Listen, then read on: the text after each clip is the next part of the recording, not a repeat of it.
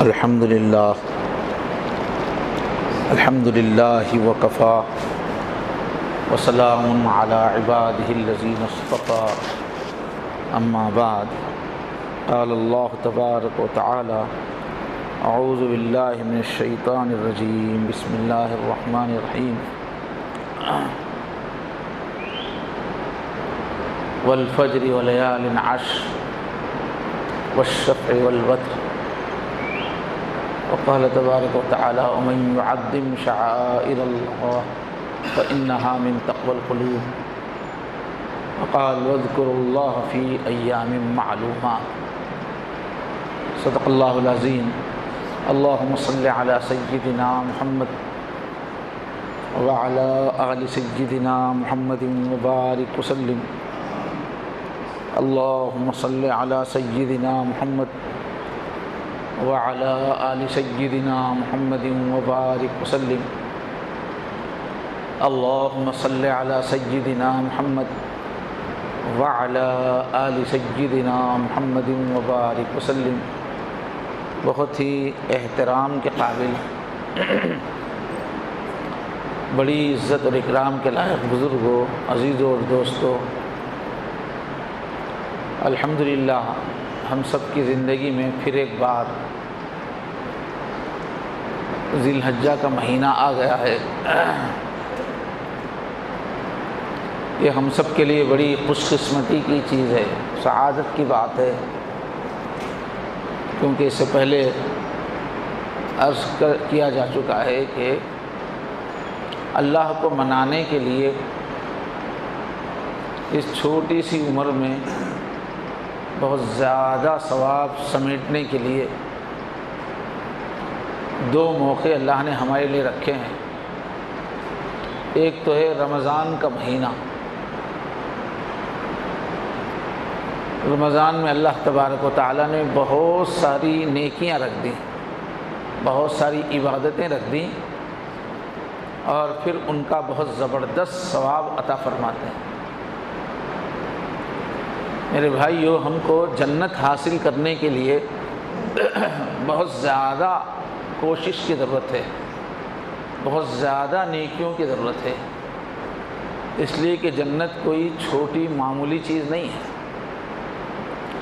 اللہ کے نبی نے فرمایا الا ان سلعۃ اللہ غالیہ، اللہ تعالیٰ جو سودا لے کے بیٹھے ہیں، جو سودا بیچنے کے لیے بیٹھے ہیں، اللہ کا جو سودا ہے وہ بہت مہنگا ہے۔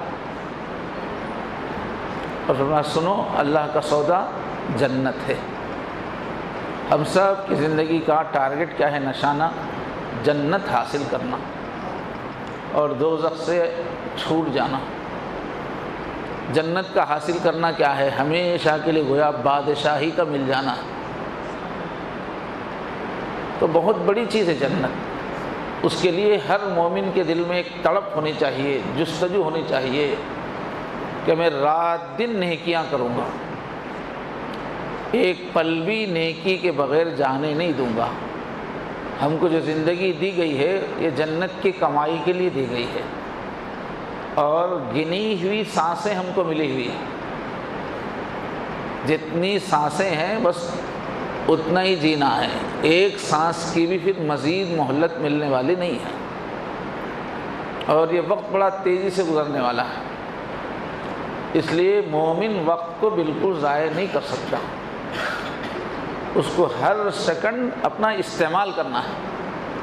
ٹائم کلنگ کا کوئی تصور، وقت گزاری کا کوئی تصور ہمارے پاس نہیں۔ وقت گزارنے کے لیے نہیں ہے، وقت پوری فکر کے ساتھ، پوری جستجو کے ساتھ اور پوری سرگرمی کے ساتھ استعمال کی چیز ہے۔ تو جنت حاصل کرنے کے لیے بہت زیادہ جستجو کی ضرورت ہے، بہت زیادہ نیکیوں کی ضرورت ہے۔ جنت ایک بہت ہی بڑا پلاٹ ہے، وہ اس دنیا سے شاید 10 گنا بڑا، کم سے کم جو جنتی کو جنت ملنے والی ہے۔ اتنے بڑے ایریے کو آباد کرنا ہے ہم کو، اتنے زبردست ایریے کے اندر شہر بسانے ہیں، عمارتیں بسانی ہیں، محلات بسانے ہیں، باغات، اور ہر طرف اس کو آباد کرنا ہے۔ اتنا بڑا ایریا جو آباد ہوگا ہمارے اعمال سے ہوگا، مٹھی بھر اعمال سے اتنی بڑی جنت کو کیسے سجا سکتے ہیں؟ تو ضرورت اس بات کی ہے کہ ایک دھن ہو، ایک تڑپ ہو کہ میں خوب نیکیاں کماؤں۔ تو اس کے لیے اللہ تعالیٰ نے شارٹ کٹ رکھے ہیں امت کے لیے، چونکہ کام بہت بڑا ہے، وقت کم ہے، تو اللہ نے اپنی رحمت سے کم وقت میں زیادہ ثواب کمانے کے مواقع رکھے ہیں مومنوں کی زندگی میں۔ تو ہوشیار آدمی وہ ہے جو ایسے موقعوں کی طاق میں ہو کہ جس میں ہم سیکنڈوں میں کروڑوں کما سکیں۔ عقل مند انسان وہی ہوتا ہے ترقی کرنے والا، جو موقع کی پہچان رکھتا ہے اور موقع سامنے آتے ہی پوری قوت سے مشغول ہو جاتا ہے، وہی عقل مند ہے۔ اب تجارت کرنے والوں میں بھی دو قسم کے لوگ ہوتے ہیں۔ کچھ لوگ تو وہ ہوتے ہیں کہ محنت تو اچھی کرتے رہتے ہیں، سال بھر بڑی پابندی سے دکان اپنی کھول رہے ہیں، اپنی تجارت چلا رہے ہیں، بہت محنت کر رہے ہیں، بڑی پابندی کر رہے ہیں، لیکن ان کو مارکیٹ پہ ان کی نظر نہیں ہے کہ مارکیٹ میں کس وقت کس چیز کی مانگ پیدا ہو گئی ہے۔ بس وہ ایک روٹین ہے، کرتے جا رہے ہیں، جو مال لا کے بیچنا ہے بس بیچتے جا رہے ہیں، مارکیٹ پہ گہری نظر نہیں ہے۔ دوسرا تاجر وہ ہے جو مارکیٹ پہ گہری نظر رکھتا ہے، لوگوں کی طلب پہ گہری نظر رکھتا ہے کہ اس وقت کون سی چیز لوگ چاہ رہے ہیں، جس چیز کی ڈیمانڈ ہے وہی سپلائی آدمی کرے تو بہت تیزی سے ترقی کرے گا۔ جس وقت لوگوں کو جو ضرورت ہے، جو چیز مہنگی بک سکتی ہے، مانگ کے ساتھ بک سکتی ہے، جس کا مجھے بھرپور نفع ہوگا، ایسی چیز کو فوراً اختیار کرنا وہ ہے ہوشیار تاجر۔ ایسے تاجر جو ہے بہت دور چلے آتے ہیں ترقی میں۔ تو یہ زندگی بھی کیا ہے؟ تجارت ہے، جیسا کہ بار بار عرض کیا گیا، قرآن مجید میں اس کی تشبیہ ہماری زندگی کو بزنس سے تشبیہ دی گئی، تجارت۔ تو اس میں اپنے اوقات کا بھرپور استعمال کر کے جنت حاصل کرنا، یہ ہے کامیابی۔ تو اللہ نے مواقع رکھے ہیں، ان خاص موقعوں پر اگر ہم خوب جم کے محنت کریں تو ہماری آمدنی بہت بڑھ جائے گی، ہماری دولت بہت بڑھ جائے گی، آخرت کا جو ہمارا خزانہ ہے وہ زبردست تیار ہوگا، اور ہم جنت پانے کی اہلیت اپنے اندر پیدا کر لیں گے۔ تو اس کے لیے تو ایک رمضان ہے 30 دن والا جو گزر چکا، اور ایک رمضان ہے جو آج شام سے شروع ہوگا شاید، تو یہ 10 دن کا ہے، لیکن فضیلت میں یہ اس رمضان کے سے کم نہیں ہے۔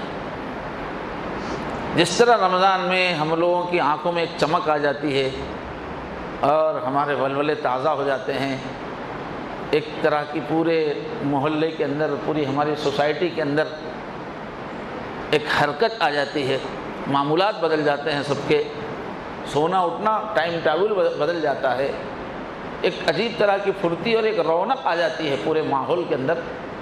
ان 10 دنوں میں بھی ضرورت ہے اس کی کہ ہم آخرت کے لیے، اپنی جنت کے لیے پوری قوت سے دوڑ لگائیں، اس میں سابقوا الی مغفرۃ من ربکم، ایک دوسرے سے آگے بڑھنے کی کوشش کریں، کیونکہ یہ بھی بہت زبردست رمضان ہے، یہ 10 دن کا بہت متبرک دن ہے، یہ بڑے اس کے فضائل بیان کیے گئے ہیں۔ تو کیونکہ یہ اللہ کی ایک بہت ہی پیاری عبادت حج بیت اللہ، اس کا موسم ہے یہ۔ بندے دنیا میں اللہ کو دیکھنے کے لیے تڑپتے رہتے ہیں، جس سے محبت ہوتی ہے اسے دیکھنے کو جی چاہتا ہے، اس سے ملنے کو جی چاہتا ہے، اس سے باتیں کرنے کو جی چاہتا ہے، اس سے چمٹنے کو جی چاہتا ہے۔ تو سال بھر ہم نماز تو پڑھتے رہتے ہیں، لیکن ہمارا محبوب آنکھوں کے سامنے نہیں ہوتا، اللہ غیب میں ہے۔ تو یہ جو تڑپ ہے اپنے محبوب کے دیدار کی، اپنے رب کے دیدار کی، اللہ تعالیٰ نے انسان کی اس فطرت کو سامنے رکھ کر ہم کو اپنے دیدار کی جگہ پر کعبۃ اللہ دے دیا کہ تم مجھے تو نہیں دیکھ سکو گے اس دنیا میں، اگر میری تجلی ہو تو یہ زمین آسمان یہ سب ختم ہو جائیں گے، مجھے تو نہیں دیکھ سکو گے، لیکن یہ میرا گھر ہے مکے میں، یہاں مسلسل میری ذات کی تجلی برستی رہتی ہے، ہر وقت وہاں اللہ کی ذات کی تجلی ہوتی ہے۔ تو تمہارے جو ارمان ہیں نا دیکھنے کے، چمٹنے کے، لپٹنے کے، آؤ میرے گھر آؤ۔ ایک انسان ہونے کے ناطے جو ظاہری چیزوں کا تمہارا ذوق ہے اس کی تسکین کے لیے آؤ۔ تو ماشاءاللہ ساری دنیا سے اللہ کے چاہنے والے حج کا انتظار کرتے رہتے ہیں، لوگ زندگیاں انتظار میں گزار دیتے ہیں، اور پھر پوری دنیا سے قافلے نکلتے ہیں اللہ کی محبت والے۔ اللہ کے دیدار کا شوق ہے، مگر کم سے کم بیت اللہ کا دیدار ہو جائے گا، بیت اللہ سے چمٹ سکتے ہیں، بیت اللہ کے پھیرے لے سکتے ہیں، بیت اللہ کے پاس اور اس علاقے میں اپنی قربانی پیش کرتے ہیں۔ اپنی جان نہ پیش کر سکے تو اپنی جگہ پہ جانور کو قربان کر دیتے ہیں۔ تو یہ جو عبادت ہے حج کی، بہت ہی عجیب عبادت ہے، بڑی محبتوں سے بھری عبادت ہے، بڑی مشقتوں سے بھری عبادت ہے۔ ساری دنیا سے کونے کونے سے جانا، لمبا سفر کر کے جانا۔ آج کل کے زمانے میں چونکہ لوگوں کے جسم کمزور ہو گئے ہیں، آرام پسند ہو گئے ہیں، تو اللہ نے بھی سہولتیں بہت کر دی ہیں اس سفر میں۔ ہوائی سفر ہو گیا ہے، اور پہلے جو مہینوں سفر ہوتا تھا اب وہ گھنٹوں میں ہو رہا ہے، اے سی میں ہو رہا ہے، نرم گدوں پہ ہو رہا ہے، پلک جھپکتے میں ہو رہا ہے۔ ورنہ پہلے حج کا سفر اپنی جان کو جوخم میں ڈالنا تھا، لمبے لمبے مہینوں کے سفر، 6 مہینے لگتے تھے پہنچنے میں مختلف ملکوں سے، اور جو ہے بہت خطرناک ہوتا تھا یہ سفر، اس لیے کہ حاجی لوگ کوئی ہتھیار لے کے تو چلتے نہیں تھے، اور پہلے زمانے میں جو ہے ایسی منظم حکومتیں، ایسی پولیس، ایسی نگرانی تو تھی نہیں، جگہ جگہ ڈاکو ہوتے تھے، ڈاکوؤں کے گروپ تیار رہتے تھے، حج کے موسم میں لوٹنے کا موسم ہے۔ اب حاجی اتنی دور کا سفر جانے آنے کا خرچ لے کے چلتے تھے، تو کتنے ہی قافلے لٹ جاتے تھے راستے میں، اور پھر اتنا لمبا سفر، کہیں راستے میں خطرناک جنگل، آج کل کے جو جنگلوں میں درندے نہیں ہیں، کوئی خطرناک چیزیں نہیں ہیں، لیکن پہلے جنگلوں کے اندر قدم قدم پر درندے ہوتے تھے، انسان کو چیر پھاڑ کرنے والے جانور ہوتے تھے، زہریلے سانپ ہوتے تھے، اور زہریلے مچھر حشرات الارض ہوتے تھے، تو راستے میں لوگ بیمار ہو جاتے تھے۔ پانی کا سفر بھی بہت بادبانی کشتیاں ہوتی تھی، پردے اس کو لگے ہوتے تھے، اب ہوائیں اس کشتی کو ڈھکیلتی، ہوا اگر جا رہی ہے مکے کی طرف تو کشتی آگے بڑھتی، ہوا اگر مخالف سمت سے آ رہی ہے تو پردے کھول دیتے تھے، پردے اس کو باندھ تو رکی رہتی تھی، اور پھر بڑے بڑے اس میں سمندر کی موجیں، پھر سمندری سفر کی بیماریاں، مسلسل چکر، قے، کئی زبردست بیماریاں ہوتی تھی، تو بہت مشکل کا سفر تھا حج کرنا۔ لیکن اللہ کی محبت انسانوں میں ایسی ہے کہ کونے کونے سے، دنیا کے کونوں سے لوگ جاتے تھے، زندگی بھر کا اپنا سرمایہ لگا کے جاتے تھے، اور اس یقین کے ساتھ جاتے تھے کہ معلوم واپس ہوں گے نہیں، تو بہت رو دھو کے ودا کیا جاتا تھا، اس لیے کہ پہلے جان جانے کا بہت خطرہ رہتا تھا۔ اللہ نے بھی فرمایا تھا حضرت ابراہیم سے، وَأَذِّن فِي النَّاسِ بِالْحَجِّ يَأْتُوكَ رِجَالًا وَعَلَىٰ كُلِّ ضَامِرٍ يَأْتِينَ مِن كُلِّ فَجٍّ عَمِيقٍ۔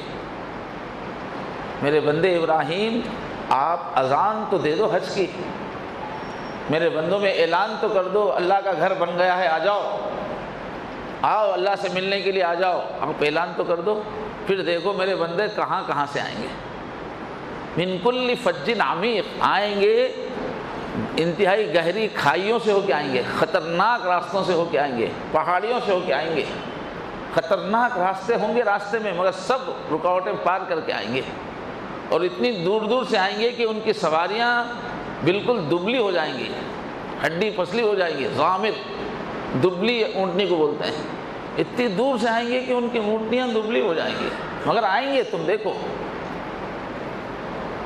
تو یہی ہوتا ہے الحمدللہ، پوری دنیا سے اللہ کے بندے اللہ کی محبت میں ایک عاشق کا روپ دھار کے آتے ہیں، احرام بن کے نکلتے ہیں، حرم پہنچتے ہیں تو احرام کی حالت میں پہنچتے ہیں کہ بادشاہ بھی وہی لباس پہنا ہوا ہے جو ایک فقیر پہنا ہوا ہے، اعلیٰ کپڑے نہیں، الگ الگ اسٹینڈرڈ کے کپڑے نہیں، سب کے ایک ہی کپڑے۔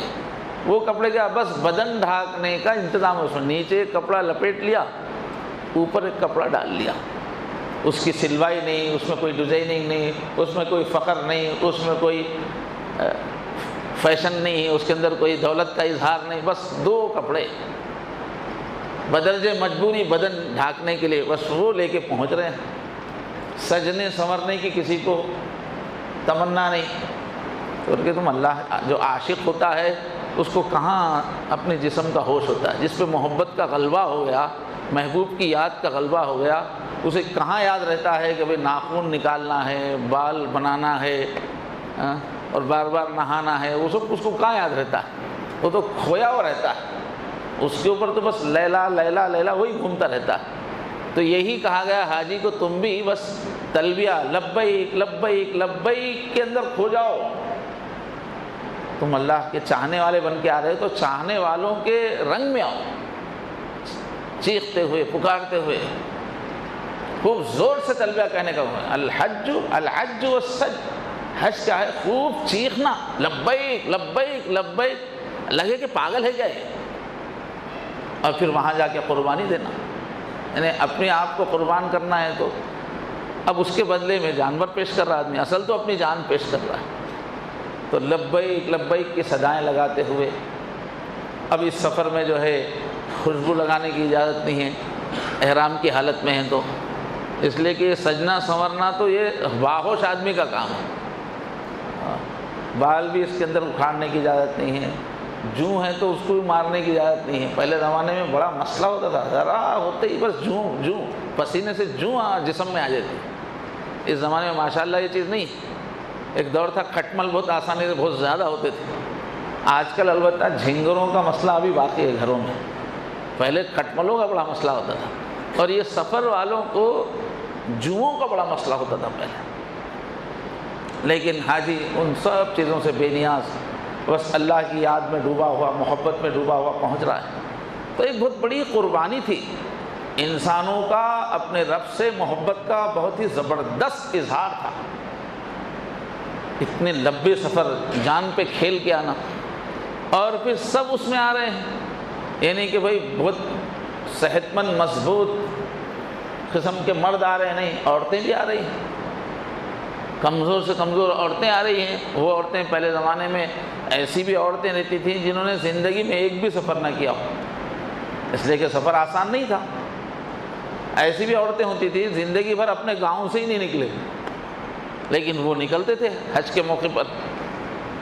تو یہ ایک ایسا عمل ہے کہ انسانیت کے اندر جو پیار ہے اللہ کا، اس کو ظاہر کرنے کی عبادت ہے یہ، اس لیے حج میں بہت محبت کی کیفیت ہونی چاہیے،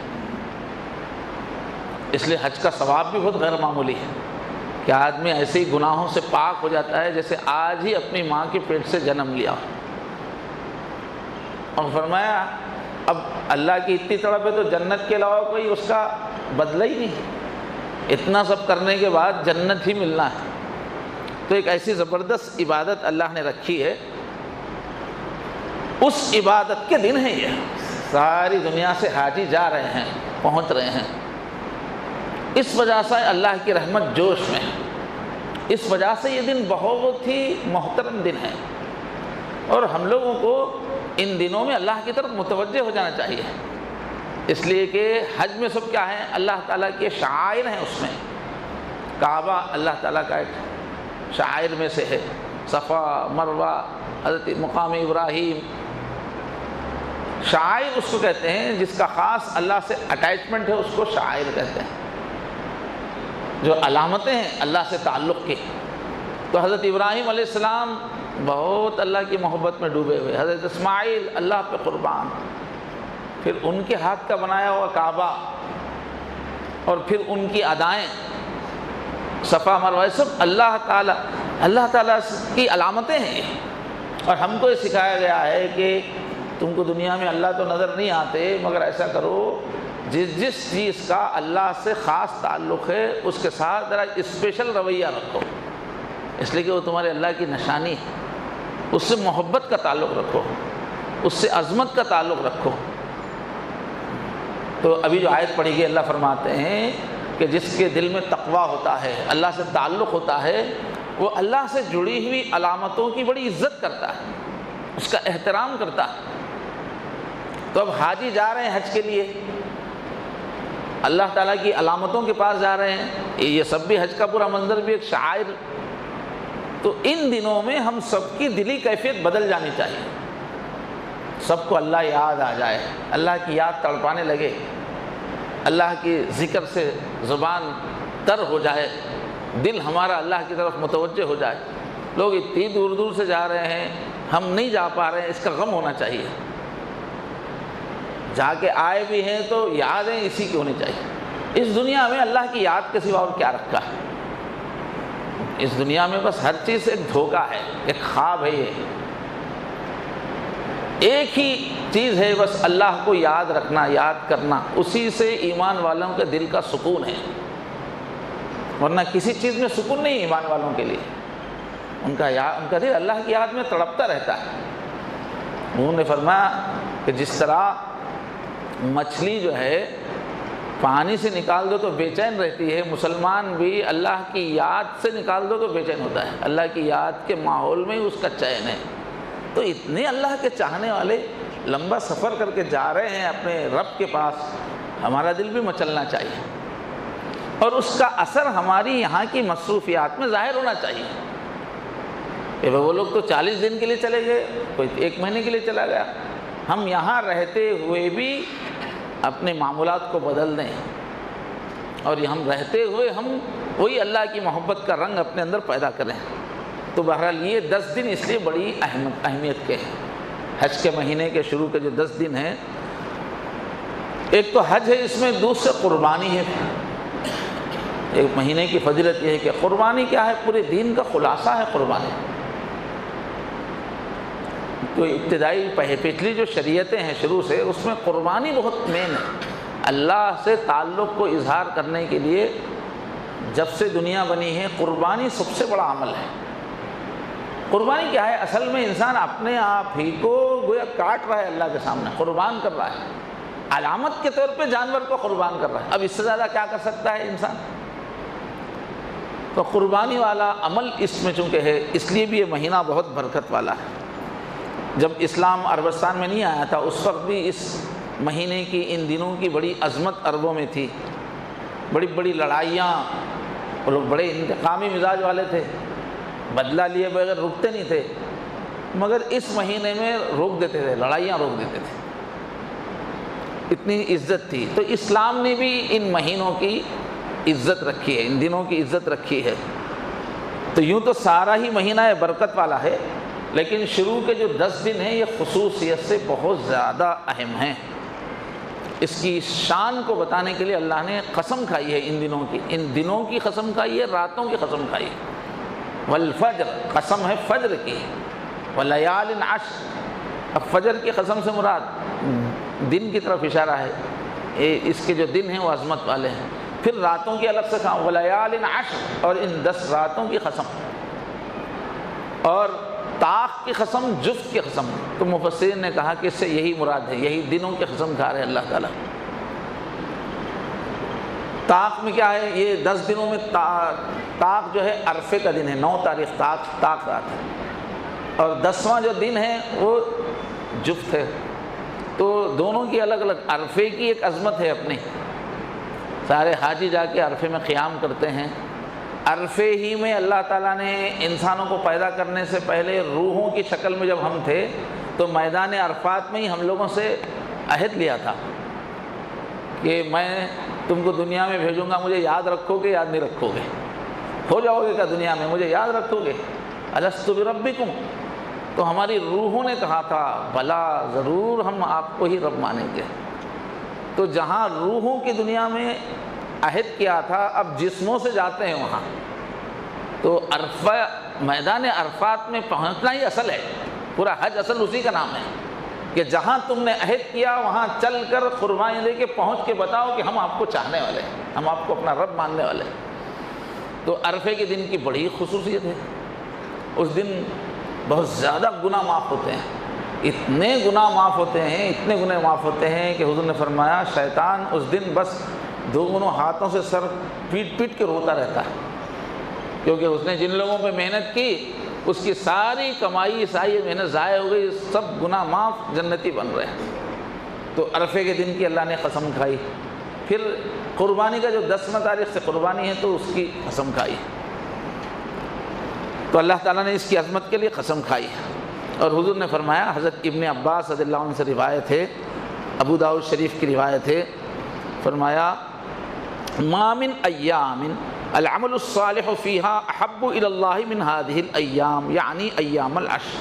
کیا فرمایا حضور پاک صلی اللہ علیہ وسلم نے کہ دنوں میں کوئی بھی دن ان 10 دنوں سے بڑھ کر فضیلت والے نہیں ہیں، جس میں نیکی اللہ کے نزدیک سب سے زیادہ پسندیدہ ہے۔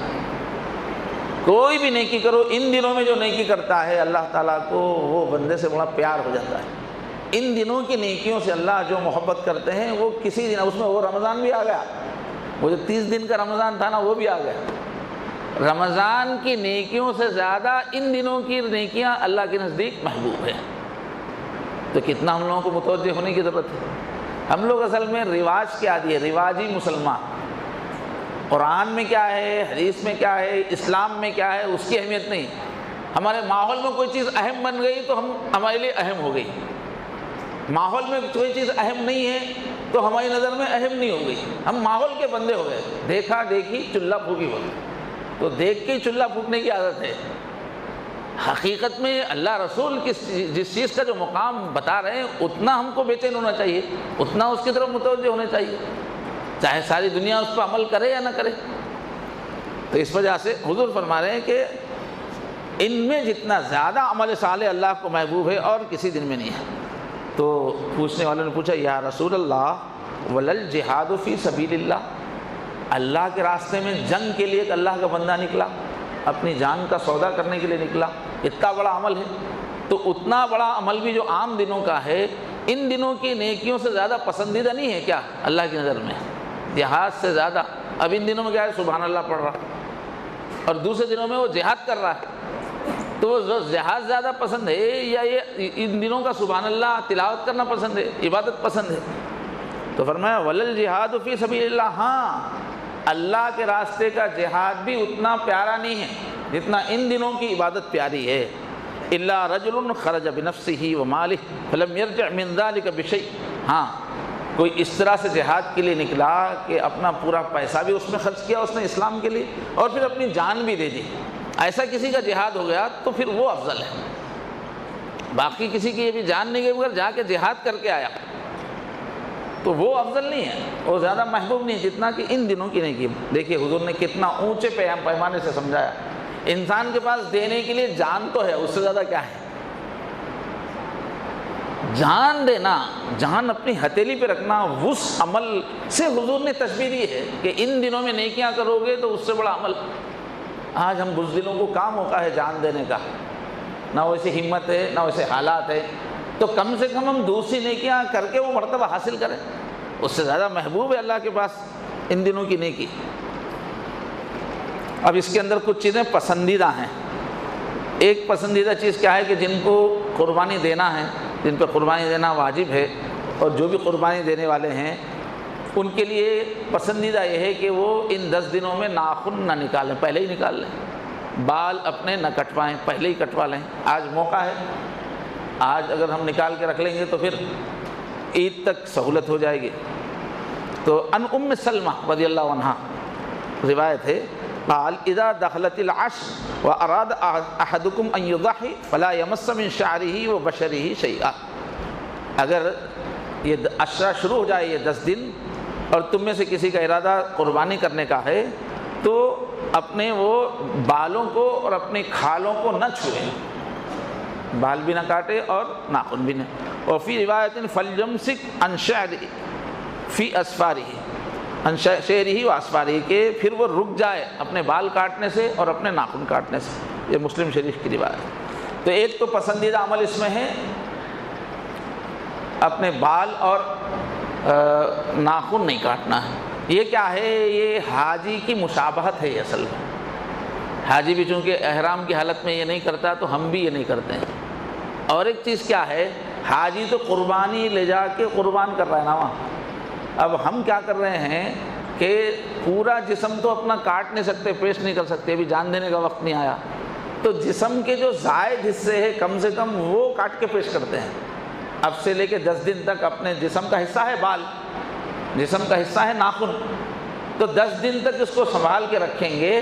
اس کے بعد گویا جسم کا ایک حصہ کاٹ کے پیش کریں گے. جسم کا ایک حصہ پیش کرنا ہے. یہ جسم میں کی قربانی کا ایک علامت ہے. یہ تو ہے چھوٹا عمل، مگر یہ مثال تمثیل بہت بڑی چیز کی ہے. اپنے جسم کو اللہ کے سامنے پیش کرنا ہے، جو حصہ پیش کر سکتے ہیں، جتنا کاٹ سکتے ہیں. تو یہ مسلم شریف کی روایت. اور ایک پسندیدہ عمل کیا ہے ان دنوں میں؟ روزہ ہے. روزے کی ترغیب دلائی گئی. حضرت ابو ہریرہ رضی اللہ عنہ سے روایت ہے. تو پہلے وہی ہے کہ ان دنوں کی عبادت اعمال اللہ کو بہت پسندیدہ ہیں، اور اسی میں فرمایا کہ ان دنوں میں ایک دن کا روزہ سال بھر روزہ رکھنے کے برابر ہے. اور فرمایا ایک رات میں جاگنا شب قدر میں جاگنے کے برابر ہے. یہ دیکھیے کتنی بڑی فضیلت ہے. ترمذی کی روایت ہے. یہ شب قدر کے واسطے پورا رمضان جو ہے تلاش کرنا پڑتا ہے، ڈھونڈنا پڑتا ہے، مقرر نہیں ہو. اور یہاں تو ہر رات کے بارے میں بول رہے ہیں. کسی بھی رات کو تم عبادت کر لو، شب قدر کے برابر کریں. کتنا موقع ہے عبادت گزاروں کے لیے، نیکی کے چاہنے والوں کے لیے، جنت کے تاجروں کے لیے بہت بڑا موقع ہے. سمیٹو، ہر رات شب قدر ہے، ہر روز روز عید ہے کی طرح ہی ہے. تو بہترین موقع ہے جستجو کرنے کا، عبادت کرنے کا. اور پھر اس میں عرفے کا روزہ، 9 تاریخ کا جو روزہ ہے، جو مقام پہ ہوں ان کے لیے، جو مقام پہ ان کے لیے روزہ ہے. اور جو حج کے لیے گئے ان کے لیے تو عرفات میں قیام کرنا ہے، اس دن ان کی عبادت وہ ہے. تو اس سے کیا ہوگا؟ اگلے اور پچھلے 2 سال کے گناہوں کا کفارہ ہے روزہ رکھنا عرفے کے دن کا. تو یہ تیسری چیز ہو گئی. پہلی چیز ناخن اور بال کا ہے کو رکھنا ہے، اور دوسری چیز ہے روزہ رکھنا ہے، تیسری چیز ہے عرفہ، عرفے کا روزہ. اور چوتھی چیز ہے اس میں زیادہ سے زیادہ اللہ تعالیٰ کی بڑائی بیان کرنا، تکبیر. اللہ اکبر اللہ اکبر جو ہم لوگ 5 دن ایام تشریق میں پڑھتے ہیں عید سے پہلے اور عید کے دنوں میں، تو وہ جو ہے تکبیر ہے. اس کے علاوہ بھی تکبیر کرنا، زیادہ سے زیادہ ان دنوں میں اللہ تعالیٰ کی بڑائی بیان کرنا. تو اس میں تکبیر کے اندر اللہ اکبر کہنا ہے، لا الہ الا اللہ، اللہ اکبر اللہ اکبر، لا الہ الا اللہ، اللہ اکبر وللہ الحمد. تو یہ کثرت سے پڑھتے رہنا چاہیے، چلتے پھرتے اٹھتے بیٹھتے. تو حاجیوں کے ساتھ ہم یہیں رہ کے حاجی صاحب بن گئے ہوئے ہیں، اپنے دل کی کیفیت کے اعتبار سے اللہ کی بڑائی میں کھوئے ہوئے ہیں. اللہ نے فرمایا سورہ حج میں وَيَذْكُرُ اسْمَ اللَّهِ فِي أَيَّامٍ مَعْلُومَاتٍ، یہ جانے پہچان ہے، اللہ کی یاد کے دن ہیں. یہ ان دنوں میں خوب اللہ تعالیٰ کا ذکر کرو. تو یہ نیکی ہے. حدیث کے اندر بھی الفاظ ہیں کہ ان دنوں سے زیادہ کوئی نیکی پسند نہیں ہے. تو اس سے کیا کرو تم؟ تحلیل، تکبیر، تحمید کی کثرت کرو. مسند احمد کی روایت ہے. اور اس لیے جو ہے لوگوں کو ترغیب دینے کے لیے حضرت ابن عمر رضی اللہ عنہ کیا کرتے تھے، اور حضرت ابو ہریرہ کہ بازاروں میں جاتے تھے جہاں مسلمان کاروبار میں لگے ہوئے ہیں، وہاں جا کر آواز سے الحمدللہ الحمدللہ اللہ اکبر لا الہ الا اللہ لوگوں کے بیچ میں زور زور سے ذکر کرتے تھے. اب لوگوں کو یاد آتا تھا، لوگ مشغول ہو جاتے تھے، تو ترغیب دلانے کے لیے اس طرح کرتے تھے. یہ بخاری شریف میں ہے. تو یہی جو ہے اللہ اکبر اس کے 9 کی فجر سے 13 کی عصر تک اس کو پڑھنا ہے. 23 نمازیں ہوں گی. عید کی نماز بھی ملا لیں تو یہ گویا 24 نمازوں کے بعد پڑھنا ہے. یہ تکبیر کا پڑھنا واجب ہے، یہ لازم ہے. مرد بھی پڑھے گا جماعت کی نماز کے بعد 1 مرتبہ آواز سے. البتہ اکیلا آدمی نماز پڑھ رہا ہے تو وہ بھی پڑھے گا. اور عورتیں جو ہے آواز سے نہیں پڑھیں گی، آہستہ سے پڑھیں گی تو عورتیں بھی تکبیر. عورتوں کو یاد دلانا چاہیے، اس لیے کہ جو چیز آواز سے پڑھی جاتی ہے اس کا تو رواج ہو جاتا ہے، توجہ جاتی ہے. جو آہستہ پڑھنے والی چیز ہے ان کو یاد دلانا پڑتا ہے کہ بھئی پڑھنا ہے آپ کو، اور حکم سب کا ہے، چاہے شہر کے لوگ ہوں، گاؤں کے لوگ ہوں، عورت ہوں، مرد ہو، جو اس سال قربانی دینے والے ہوں وہ بھی یہ تکبیر پڑھیں گے، جو قربانی نہیں دے رہے ہیں وہ بھی پڑھیں گے۔ اگر امام بھول جائے تو پھر مقتدی پیچھے سے کہیں گے، یاد دلائیں گے، پڑھیں گے وہ۔ البتہ کسی نماز کے بعد نہیں پڑھ سکے، بھول گئے، تو قضا نہیں ہے، پھر بعد میں واجب ہے سمجھ کے الگ سے پھر پڑھنا، وہ قضا نہیں ہے اس کی۔ تو یہ پانچویں چیز جو اس میں مستحب ہے وہ تکبیر ہے۔ اور چھٹی چیز ہے شب بیداری، راتوں کی عبادت، اس لیے کہ شب قدر سے افضل بتا رہے ہیں، شب قدر کے برابر بتا رہے ہیں، تو اس لیے راتوں میں خاص طور پہ 8ویں، 9ویں اور 10ویں جو رات ہے اس کا تذکرہ ہے۔ حضرت ابو امامہ رضی اللہ عنہ سے روایت ہے، جس نے دونوں عیدوں کی راتوں کو ثواب کے یقین کے ساتھ زندہ رکھا، اس دن اس کا دل مردہ نہیں ہوگا جب سب کے دل مردہ ہو جائیں گے، ابن ماجہ کی روایت ہے۔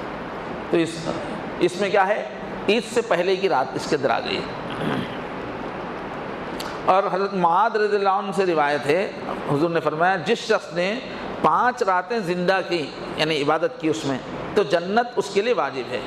اس میں ہے کہ 8ویں، 9ویں اور بقرعید کی رات، عید الفطر کی رات اور 15 شعبان کی رات۔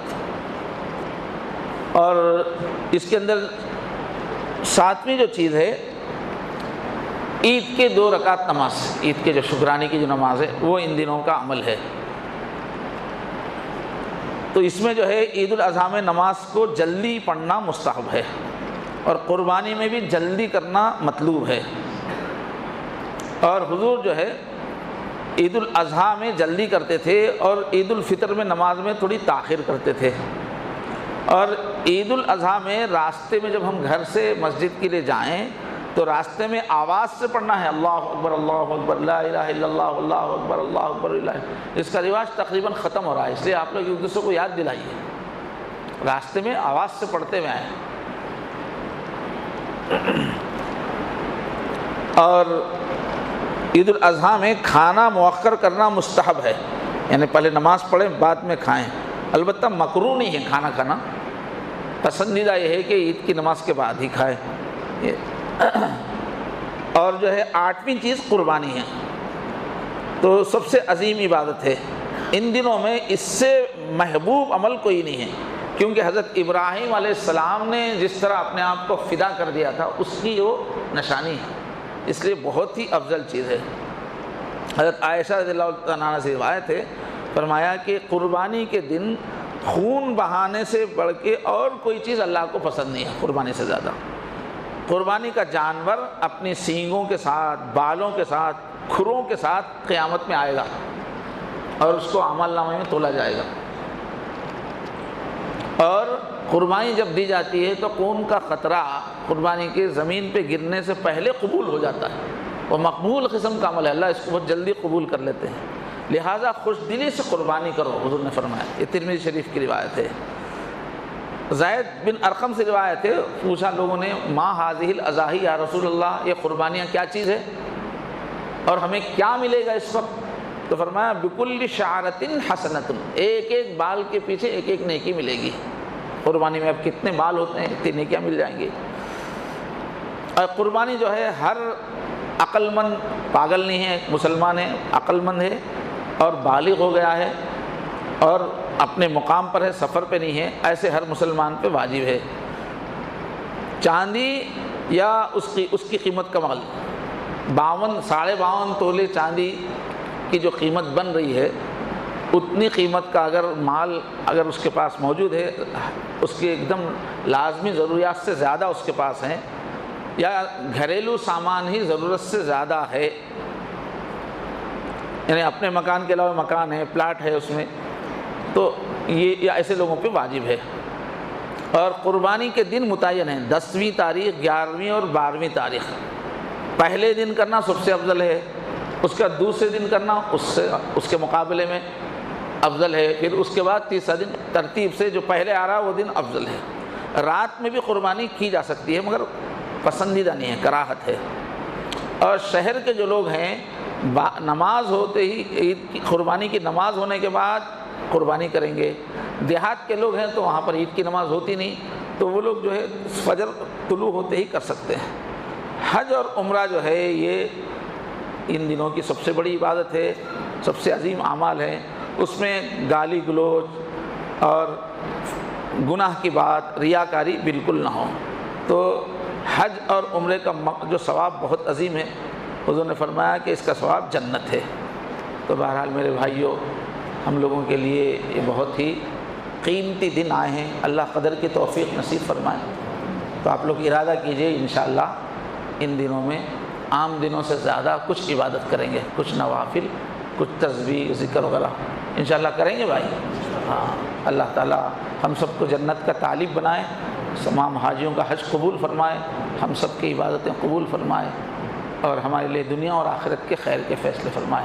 وآخر دعوانا الحمدللہ رب العالمین۔